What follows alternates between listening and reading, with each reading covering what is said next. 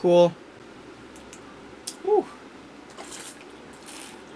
Alright, hello everyone, welcome back to the channel. Today I'm going to go over the UFC 319 card that just went down this past Saturday. Give you my thoughts and reactions to all the outcomes of the fights. This was a really good card. I enjoyed it for the most part. There was a lot that surprised me in terms of not only just like the outcomes of the fights, like the ways of victory, the methods of victory, but then also just the quality of the fights themselves and how good that some of them turned out to actually be. Better than what I actually expected.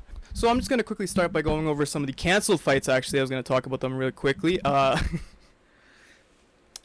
First being King Green versus Carlos Diego Ferreira. I was actually really anticipated to see how that fight went. I think CDF is a very exciting fighter, and I love seeing him watch. And, you know, him fighting King Green probably meant that he probably would have got a vicious knockout in the first round or something like that. So I'm disappointed that fight fell through, as well as the welterweight tough finals. I'm sure we're eventually gonna get that in No Show UFC, but you know, it's weird seeing them like separated between different cards. And then finally, Brian Battle, this dumb motherfucker, bro. I don't know why. Oh, dude, how does he do that? How does this happen? Dude, this guy can't make weight at welterweight, so he moves up a division, and then all of a sudden, not only misses weight, but by 4 pounds and gets his fight canceled. I don't know what this guy's doing. This guy is fucking throwing the hardest anyone has ever done in their entire career, bro. Like, I hope he doesn't end up getting, like, cut or something stupid like that, because he's actually a really good fighter, and I'd like to see him continue on with his career, because I think he has a lot of potential, too. But just to see him fucking throw himself, like, throw his chances away after all these times, bro. It's like his third weight miss, and by the most egregious fucking amount, too, so... yeah, I don't know what to say about that. Moving on to the first fight is going to be Idiris versus Joseph Morales in the flyweight final of the tough finale. This was a really good fight. This was a really good performance by Joseph Morales. He was able to get the second round submission over Idiris and become the new tough champion. Really good performance from the guy. I thought going into it that Alivi was a bit more dangerous, but I knew Morales was a lot more technical and composed, so I was really interested to see how those styles clashed together. And it turned out to be a really good performance for Joseph Morales. You know, he was able to win on the feet. He showcased some good control. When he got him down with the takedowns, he was able to display some nice BJJ, switching in between stances and positions. Going into the second round, Idiris was able to finally get in some takedown defense before a body shot from Morales was able to put him back down, to which Morales was able to gain control and then get the eventual submission. So, yeah, really good win for Morales. I think he has a bright future. He was one of the better guys he was like a really good, like, he showed a lot of promise in the tough show itself. You know, just getting in there, asking for the best flyweight they had, and then getting the first round finish on him. He shows a lot of potential to be one of the better tough winners of the last, like, 5 years, I'd say. Something along the lines of, like, maybe, like, he could probably put together a few wins, maybe stumble, like, once or twice before eventually getting onto a main card spot of, like, a fight night, or even eventually fighting some ranked flyweight, and then maybe, and then we'll see what happens from there. But I do have a lot of high hopes for Joseph Morales. I do see a lot of good stuff that I like from him. He has a lot of technicality in his fighting. He's very composed, and I think he has a lot of range and variety that he's able to showcase really well against a really impressive, decent, undefeated Kazakhstan fighter. So, good for him.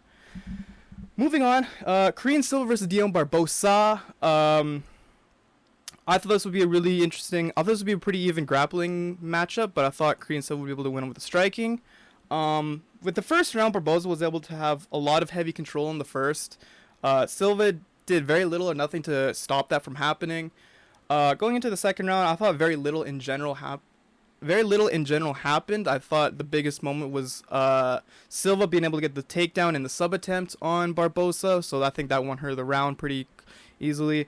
And then going into round 3, there was I think Silva had the better striking between the two, and then despite Barbosa still being able to land the takedown, Silva was able to get the submission attempts back on her, so I think that was enough to get her the fight. Commentary seemed to really disagree with this. They seem to have really thought that Barbosa did enough in the first, and I guess maybe the second, to win the fight, but to such an extent that they thought it was a flat-out robbery, and DC was very much complaining that Barbosa should have been the winner of this, which I thought was kind of strange for them to take such a stance like that, I guess. But yeah, man, just them acting like a robbery, it was kind of a weird thing to do, not very common of like most commentators to do, I think. Moving on, we have Edson Barboza versus Dricus Klose. Look at Dricus Klose isn't bad. It's just that when he gets hot, he can get a little bit careless sometimes, and I think if you're a good enough fighter, you're able to counter that really well and be able to get him like get a big knockout win over him. And some of the skilled fighters that have been able to do that too. So to see Barboza not be able to do that, have to just be stuck clinching with Dricus Klose as he's getting pieced up on the feet, it's a rough look for a once great fighter. And I think that maybe it might be time, bro. It might be time, Barboza. It might be time to hang up the gloves, man. Put him on the octagon and just move on, man. It's tough. It was a tough performance to watch from Barboza, but it was a really good one for Dricus Klose. He looked way more composed than he usually does, so it was one of his better performances. I'm very happy for him, and I think that this may be the start of something better for him. I don't think he's gonna get like a title shot or nothing. Like, he's not gonna be on his way to like a long win streak, I don't think, but I think it's a good enough start. It's a good enough win on his resume that he's able to progress relatively well forward. All right, moving on to the. Holy man. Moving on to the prelims of this card. Wow, dude. Chase Hooper. What happened? What? Oh, I can't even ask what happened because I know what happened. But man, dude, I remember when this guy he fought Slaviklaus, and I thought, well, this will just be the end of his winning streak. He just submitted Jordan Levitt, and I was like, oh, he's just gonna lose to him here, like he always does. He just back and forth wins and losses. But then no, he fucking actually beat Slaviklaus by submission. And I was like, okay, now he's got 3 wins in a row for himself. That's really impressive. But then he fought Clay Guida, which I thought was kind of a layup. Clay Guida is notoriously bad against grapplers, and he got easily submitted like he does a lot of the time, so I didn't think that was too impressive. But then the Jim Miller fight happened, and he won that by unanimous decision, and that's when all the hype started to rebuild back towards him, making him out to be the prospect that everyone once thought Chase Hooper was supposed to be. And then he gets knocked out he gets TKO'd in the first round by Alexander Hernandez, the fucking the Valley Killer, bro. Like, how this guy Alexander Hernandez, he lost a split decision to Damon Jackson. And then he goes to split decision with like guys like fucking Austin Hubbard, and he ekes out wins over Kurt Hollabaugh. Like, how the fuck do you go from that to then knocking out Chase Hooper in the first round? I don't get it. I legitimately don't get it. Because Chase Hooper was actually winning that first round too, I thought. Chase Hooper was really good with his kicks. He was landing oblique kicks. He was landing body kicks. He landed a head kick that did really well against Hernandez. He started to find his range with the jabs too. That was looking really well. But just towards the end of the round, he rushed in with the jab, presumably to hit him with another right too. But then Hernandez threw it first, landed the right, got him on the ground, started the ground and pound, got the TKO win with 2 seconds left in the round to go. Wasn't an early stoppage at all. It was a good stoppage. But yeah, that really disappoints me, man. Because it's just, we can't be doing this again, Chase Hooper. just get fluke KO'd like that is just, it's really tough, man. That's a really tough loss. Despite that though, I don't think this is really indicative of either fighter's skills. I do think that whoever Chase Hooper faces next, he will win, and whoever Hernandez faces next will probably lose. So I think in the grand scheme of things, I think Chase Hooper will be fine, and I think Hernandez will go back to just fucking losing by split decisions again. Jessica Andrade versus Godinez.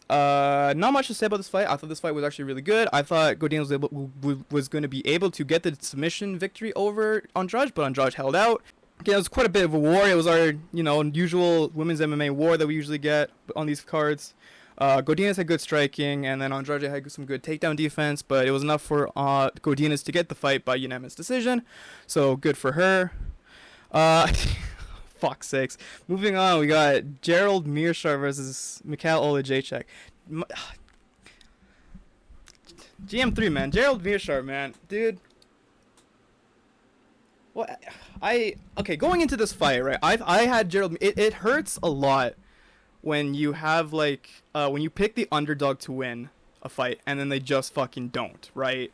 Like, I had Gerald Meerschaert going into this fight winning because I was looking at both guys, and I didn't think Michelle had the skills necessarily to beat Gerald Meerschaert. I didn't think he had the takedown defense to beat Gerald Meerschaert. I didn't think he had the grappling to beat Gerald Meerschaert. I didn't think he had the KO power in his punches to beat Gerald Meerschaert. And then we fucking get to the fight, and GM3 just decides to do absolutely fucking nothing with himself, bro, at all. Like, dude, I feel like Dana White talking about Steve Mazzagatti, bro, in that clip, bro. You may as well fucking play the clip.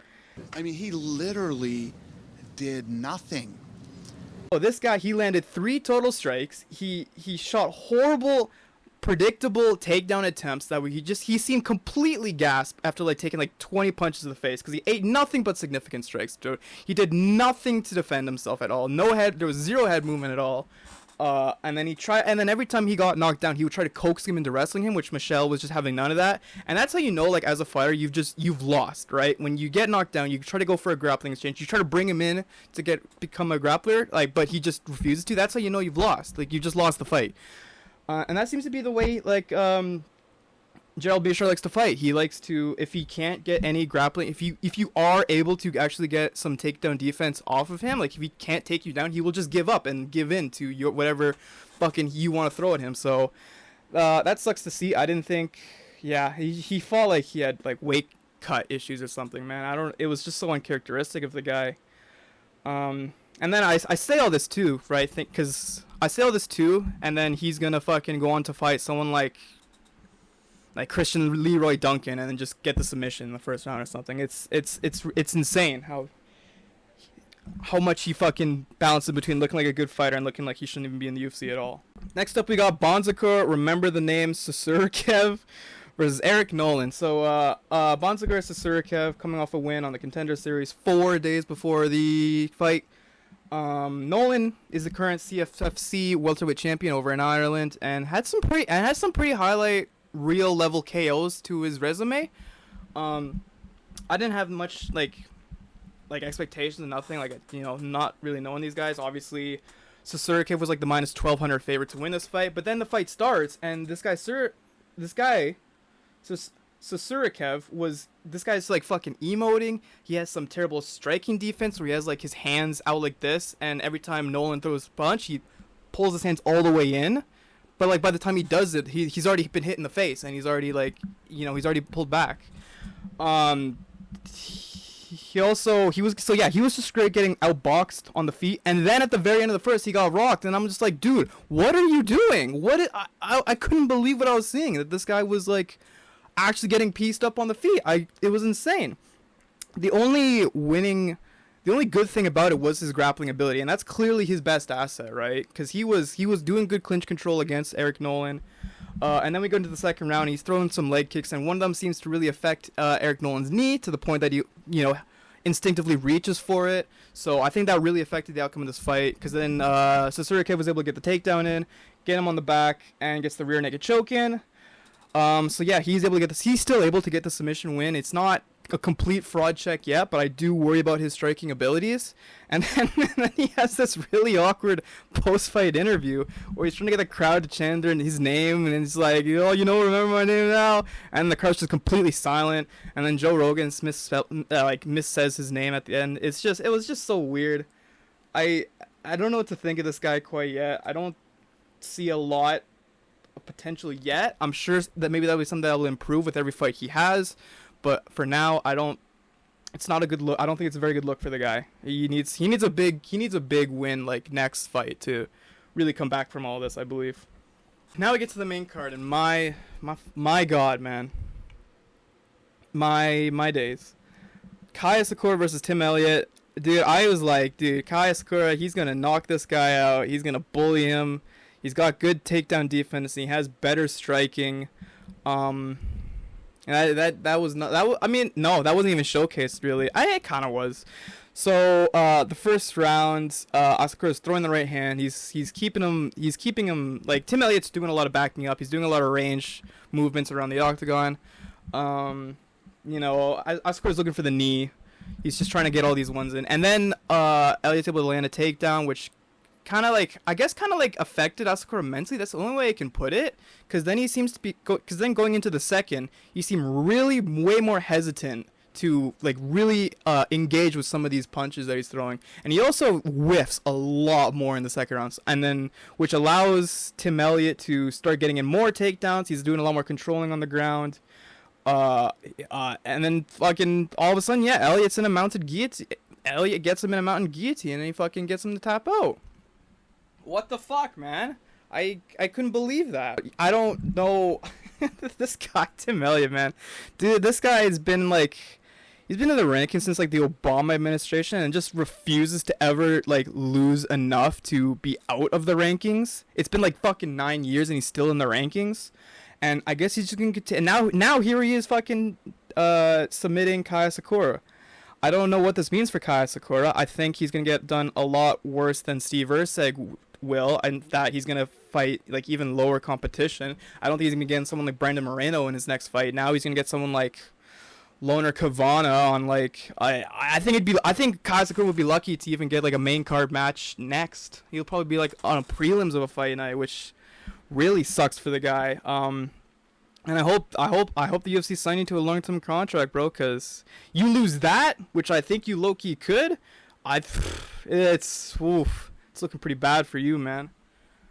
If they're gonna release Mateus Nicolau, then like you're gonna be on the chopping block soon enough, man.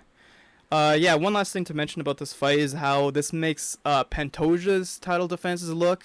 I think, between this and the Steve Erceg, stuff and his fight with Ode Osborne, it's just his wins are just starting to age quite a bit badly for how compared to how recently they were. It's starting to look really bad, man. I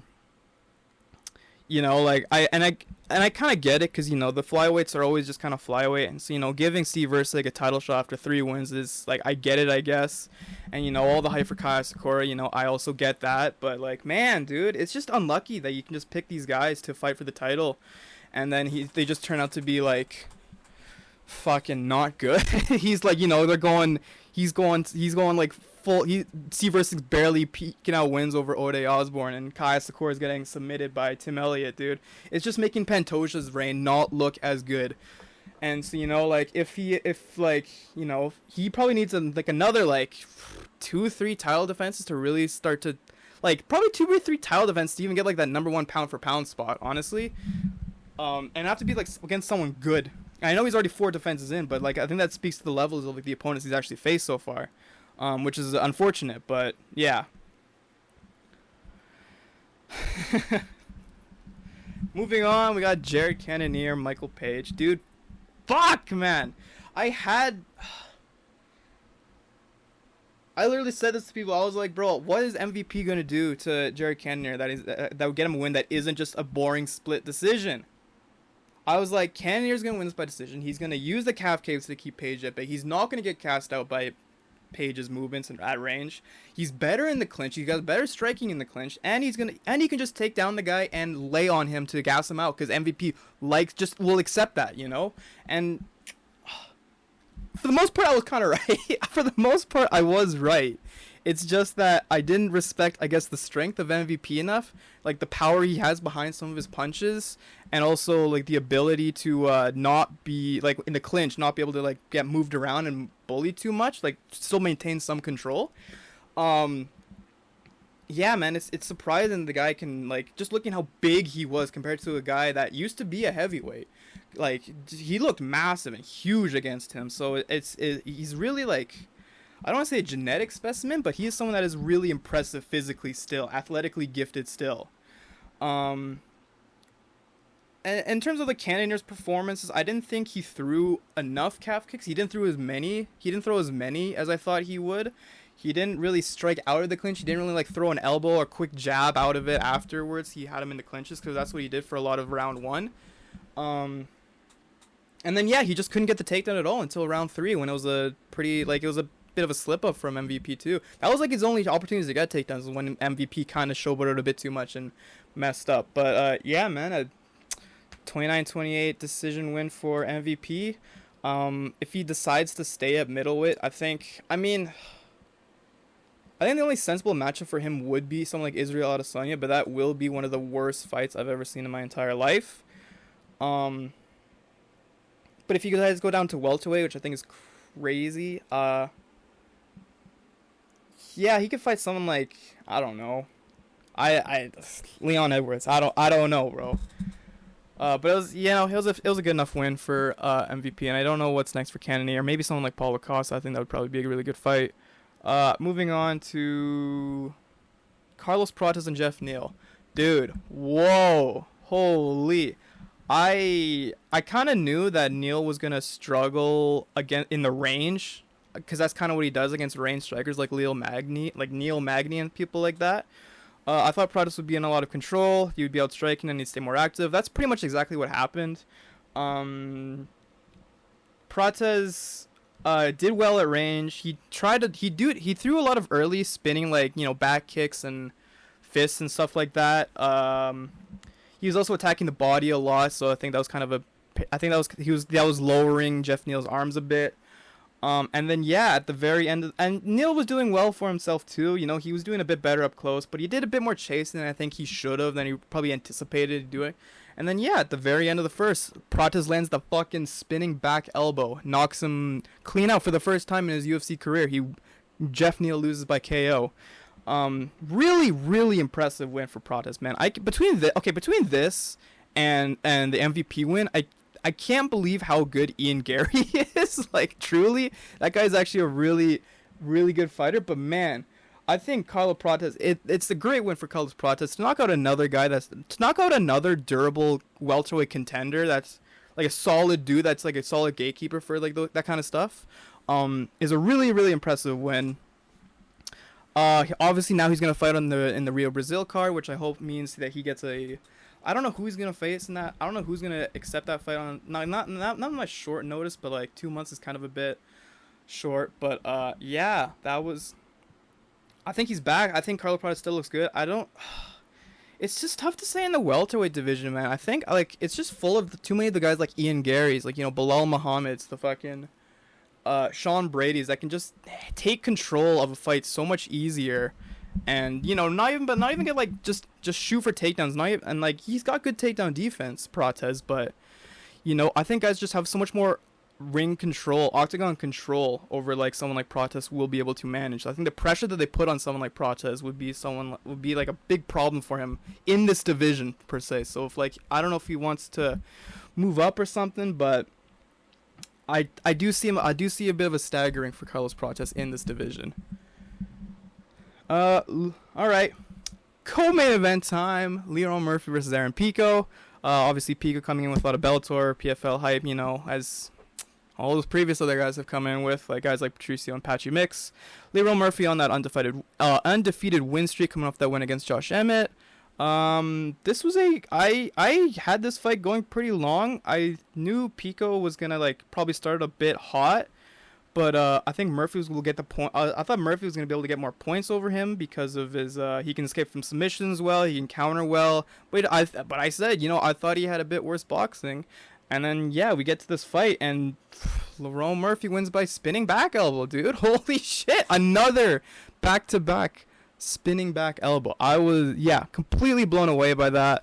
In terms of the fight itself, I saw someone say, in regards to Aaron Pico, that his performance in this first round was better. He did more in the first round than Patricio Pitbull and Patchy Mix did in their total UFC debuts. And I kind of have to agree with them. Like, Aaron Pico was putting on a lot more pressure on him. He was shooting for the takedowns. He landed a few takedowns. He was also landing hooks and body shots. So he was doing relatively well in the first round. It's just that Leron Murphy started being able to he was a bit more patient, and then he started being able to like read a bit more of what Pico was doing, and he also found the jab that was working really well for him throughout the fight. And then he just was able to see what was coming from Aaron Pico, and is able to counter it really well with a fucking way more solid back elbow than Prates, because Prates kind of did like a glancing off the top of the head back elbow to Jeff Neal. Dude, fucking Leron Murphy landed a solid right to the face and world ender fucking back elbow to Aaron Pico that laid him the fuck out, man. But you know, at the end of the day, good for Leron Murphy. I think he finally getting that highlight level KO was something he really, really needed to earn his way to a title shot. I don't think this will get him a title shot, despite Alexander Volkanovski very obviously, I guess, wanting almost a title shot against him. But it was a very good win for him regardless. I think he can fight the winner of whoever wins between Lopez and Silva. And then Evloev, I guess, gets the title shot. I don't know. Featherweight's in a pretty fucked up state right now. Then finally, Dricus du Plessis versus Khamzat Chimaev for the World Middleweight Championship. Listen, I was curious to see how well DDP would do against a straight up grappler. Um, I thought, because I think a lot of his fights, he's had like not the better matchup almost, but like, yeah, it is the better matchup probably. Um, I figured that maybe he would probably struggle early on with trying to figure out Khamzat's grappling, get taken down. But I thought as the fight would progress that he would actually be able to finally combat some of the things he was doing. But it's just that his striking and his stances would lead him open to way more takedowns. But I did figure that he actually would be able to get out of these takedowns relatively easily because he's known to fucking just do that. That was not the case. That was not the case at all. The case was Khamzat completely fucking dominating this guy and just leaving him absolutely no ability. Like 30 seconds in, he shoots the takedown, he gets it in. DDP almost gets the guillotine, he shoots the guillotine, which is good. But then, Khamzat's on top, he gets the crucifix guillotine in and just starts fucking going to town on his head, dude. Yeah. Dude, he starts going to town on DDP. It was ugly. It was very ugly. I was completely blown away that first round of how just dominant that Khamzat was able to get at him, because DDP was trying his hardest to really get out of those those positions, and he just couldn't. He literally just physically couldn't, which is crazy. Khamzat had a lot of heavy pressure and top and back control. He had a lot of patience in terms of submissions he was going for, which I think helped in the overall cardio of him and able to go like the whole distance, which I think a lot of people were kind of like not expecting him to be able to do. I thought people would be like, a lot of people thought like, just that he's going to burn out the cardio and that's going to help DDP be able to get through some of these last few rounds, and hopefully like by the championship rounds DDP's able to make it a striking game or something like that. But nope, he was able to keep the submissions in. It was just such control, but it wasn't a lot of like action, so I think it was kind of getting boring towards the end of the bit. I guess Mark Goddard agreed because he just decided randomly, fuck it, let's just stand these guys up and let's see if that actually makes the fight more interesting. I guess that was just like he just heard the audience booing and figured, I'm gonna stand these guys up now because you're not doing anything while you're on top beating this guy's fucking skull in, I guess, but whatever. I think Khamzat's cardio, like I say all these things about Khamzat's cardio and how it actually was really good and a lot better than people would have said, but I think it did start to wear a little bit by the end, which led to Dricus being able to get out of some of these takedowns, actually get top control over Khamzat, which I think takes Khamzat out of the record for the least amount of bottom position time in the UFC, so that's good for DDP, I guess. He's able to get some top position time on him, but it did go well. He was able to defend the takedowns in the fifth, and he was able to get some strikes off on him, which got pretty exciting. But it was not enough. Even when he was on top by the end, Khamzat was wave into his corner and just not like worried about anything that DDP was doing to him, nor should he have been, because by the time the cards were read, it was 50-44 all across the boards. Khamzat Chimaev is your new middleweight champion. He is the 15th middleweight champion in the world and the 12th undefeated champion, I believe. Long time coming for the guy, man. It feels like, I remember watching those Apex cards during the pandemic, and I watched this guy fucking knock out Gerald Meerschaert in 17 seconds, and I thought, wow, that guy's, that's something. That's impressive. That's really awesome for him. So. And as this whole career progressed, through all like the struggles and like those early fights against Gilbert Burns and like his health obviously being a big factor in some of his fights, but then finally being able to come together and become the fighter that become an ultimate fighter of the performances against Robert Whittaker, and then this one where he just looked completely dominant. It's really it's cool. It's cool to see. I'm happy for him. That he's able to follow too. I'm curious, I guess I'll just say in regards to who's probably next for the division.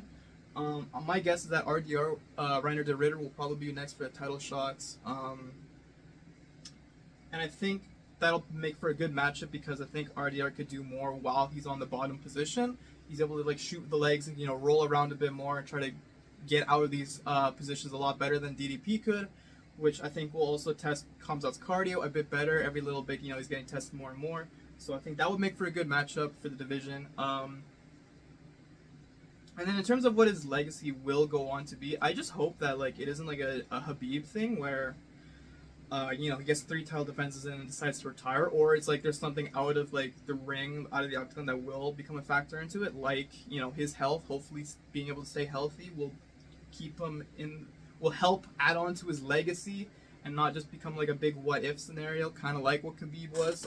I just hope he can get more than 3 title defenses in. That's all I ask. If you can get your 4th title defense, then like, all right, you're pretty fucking good to go, like where you are stands, and then you can like, you know, do whatever after that. Because realistically, I think there's a good chance that Khamzat just does retire with the belt. I don't see anyone on the current roster being able to really like have a good chance against him, like aside from maybe RDR and maybe like if Shavkat decided to move up. I think that would be an interesting stylistic matchup. But yeah, man, good for Khamzat. That does suck for DDP. You know, I think, you know, trying to reach that 3rd, like this would have been a fucking massive win on his resume, and really cement himself as an all-time middleweight GOAT. Yeah, that just sucks to see. I think I'm excited to see him fight more. I think it's gonna not like they're not obviously the same level, but like I'm excited to see him do stuff after this title right now, who he's gonna face, in like the same way of like Sean O'Malley. Like now I get to see this just kind of guy have like kind of exciting bouts, hopefully with some guys he hasn't fought yet. So like some lower level up and coming talents, guys like, you know, Alexander Hernandez maybe will be his next fight. Someone like, I guess, Michelle Oleksiejczuk now. I guess maybe, I don't know, someone like that. But yeah, man, that was it. Khamzat's the champion. And yeah, overall, this card was really great. I really wasn't expecting a lot of these fights. I didn't think Prates Neal would have a finish to it. I didn't think Nolan Murphy Aaron Pico would have a finish to it. I didn't even really think like fights like, you know, Andrade and Godinez would have been as good as they actually were. Aside from like a few, like, you know, me just being wrong about like some performances, I think this, you know, everyone did well. There wasn't really a lot of bad performances. I think the performance of the night went to all the right people. Yeah, this was a great card, and I really enjoyed it. I'm excited to see where the division goes from now. We've had a lot of middleweight matchups, so I guess we'll see how it goes from here. But yeah, that's been my reaction and review of UFC 319. I will see you guys in the next video. Goodbye.